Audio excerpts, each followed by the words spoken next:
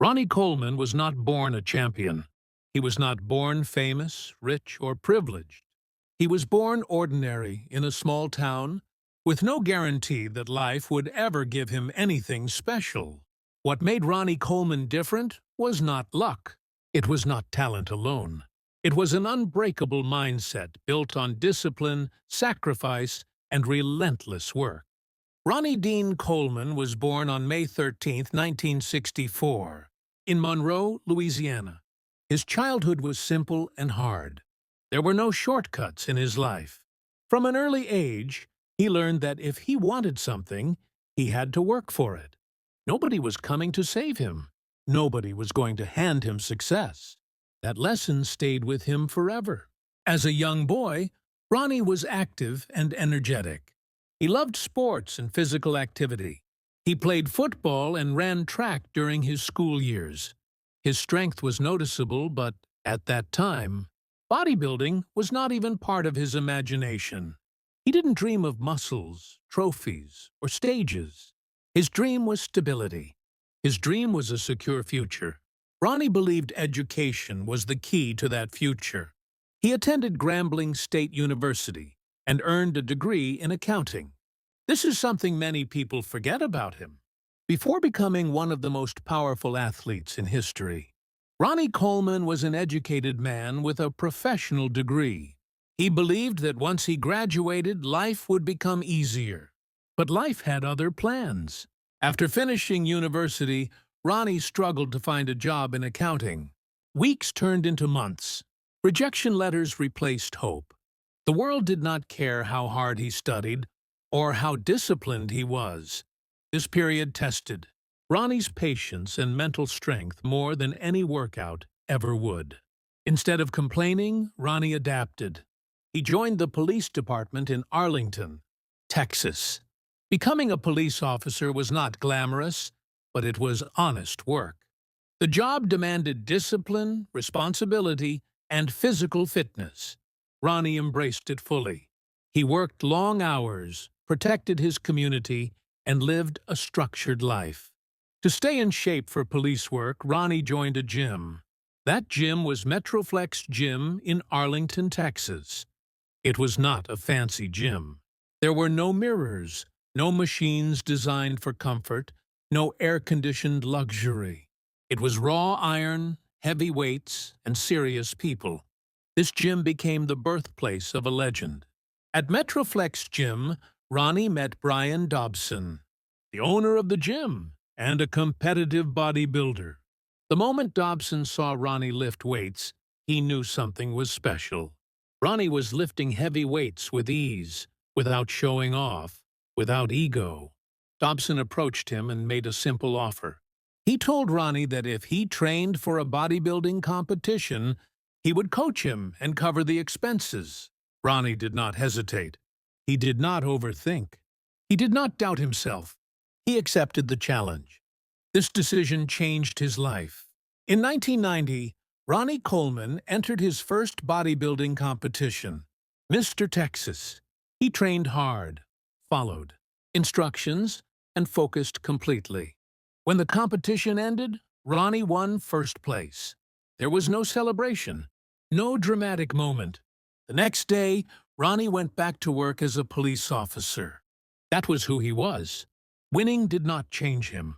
Losing would not break him. He understood something most people never learn. Success is not an event. It is a habit. After his first win, Ronnie continued training. But bodybuilding was not paying the bills. He still worked full-time as a police officer. He trained early in the morning, late at night, whenever he could. While others rested, Ronnie worked. While others made excuses, Ronnie lifted. In 1995, Ronnie earned his IFBB Pro card and officially became a professional bodybuilder. Many people think this was the beginning of his success. In reality, it was the beginning of his hardest years. As a professional, Ronnie struggled. He competed in show after show and lost repeatedly. He placed low. Sometimes he finished near the bottom. Sponsors ignored him. Judges overlooked him. Other bodybuilders were getting attention. money, and support. Ronnie got silence. He paid for his own food. He paid for his own training. He paid for his own travel. He still worked as a police officer. He still trained harder than anyone else. Most people would quit. Ronnie didn't. He believed that quitting was not an option. He believed that hard work would eventually speak for itself. He once said that discipline is doing what you hate to do, but doing it like you love it. That sentence described his entire life. Ronnie's training style shocked everyone. While others trained with moderate weights, Ronnie lifted extremely heavy weights with perfect control. Squats with over 800 pounds, deadlifts with over 800 pounds, leg presses with unimaginable weight. People told him he was crazy. People told him he would get injured. People told him to slow down.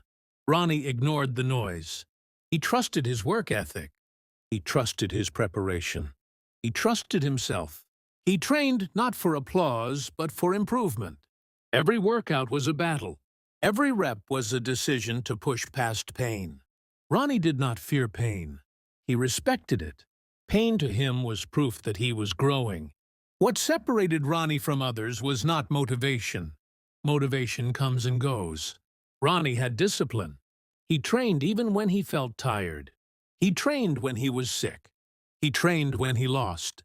He trained when no one was watching. He did not need encouragement. He had purpose. He believed that greatness is built in silence. He believed that champions are made when nobody is clapping. That belief shaped his future. By the late 1990s, Ronnie was still not a star. He was still underestimated. But inside him, something powerful was forming.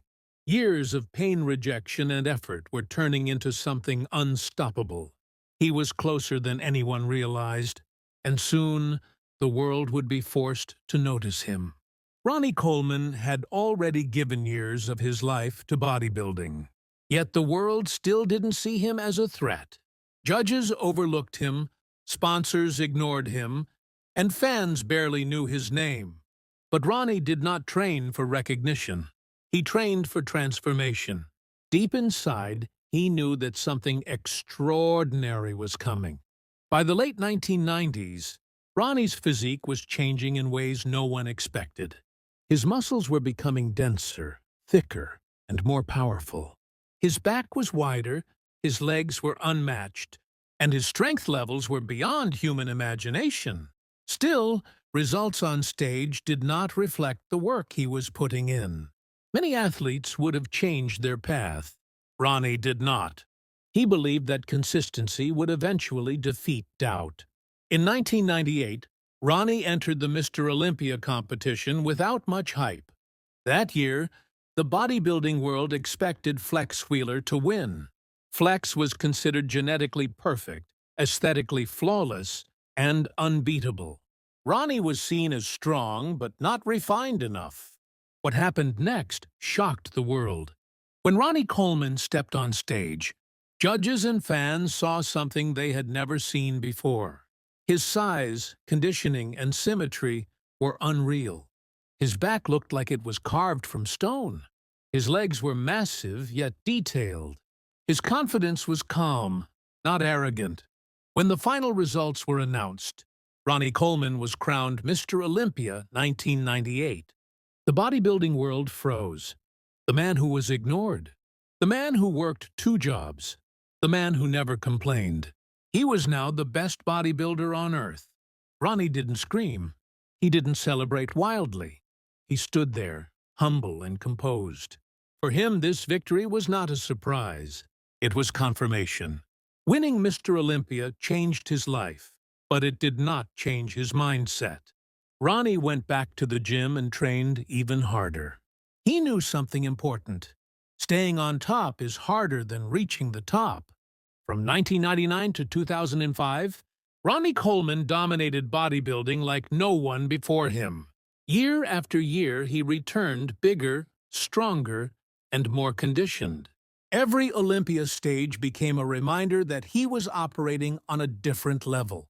His training became legendary. Ronnie trained with weights that most people couldn't even move. Squats with 800 pounds for reps. Deadlifts with 800 pounds like it was nothing. Barbell rows with insane weight and perfect control. These weren't just gym lifts. These were statements. Every workout was a war. He trained his legs so hard that people feared leg day just watching him. He trained his back until it looked unreal. His shoulders were round and full, his arms thick and powerful. Ronnie didn't chase aesthetics alone. He chased dominance. But the most powerful thing about Ronnie was not his body. It was his attitude. He never acted superior. He never disrespected competitors. He respected the grind. He respected effort. He believed that everyone had their own battle, and his job was to fight his own, harder than anyone else. His famous words echoed through gyms around the world. "Yeah, buddy.